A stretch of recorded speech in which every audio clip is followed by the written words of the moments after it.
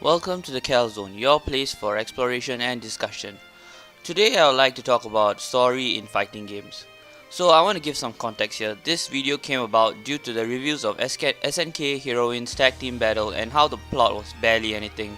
This was right after Blade Stranger's plot, which was just servers talking to each other most of the time, with some fun character interactions peppered in.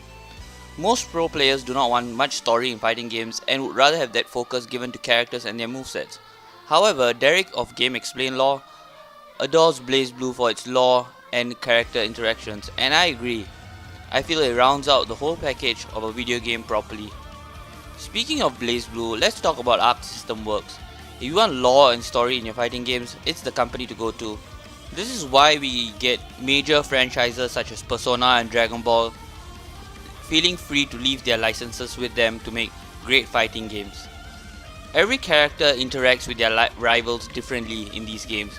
There's a story to chug you along while teaching you the game mechanics.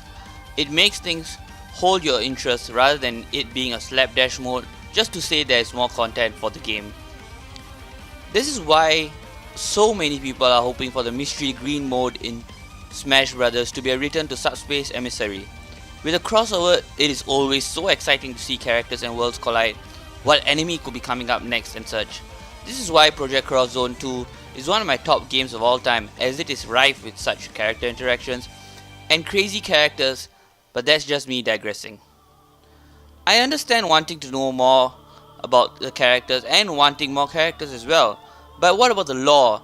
Games are art, so I feel fighting games should also take advantage of that like other games do.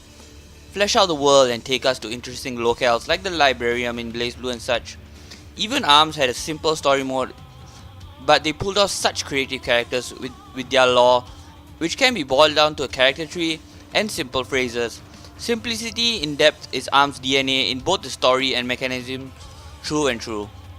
What I'm trying to say here is that the story doesn't have to be complicated like BlazBlue, but just have some fun interactions and a bit of lore building is enough for me.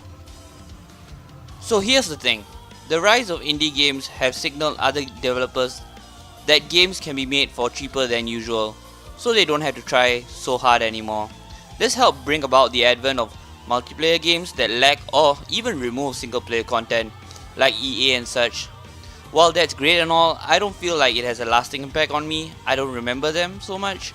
So maybe some multiplayer matches online can be fun and such, but why I remember BlazBlue is because of its zany cast of characters for more than anything. Games should feel more personal than a product churned out for consumption like a factory grade product. And I just feel the personal time shared between you and your game is something developers should think about more instead of riding this multiplayer hype train for so much of the time.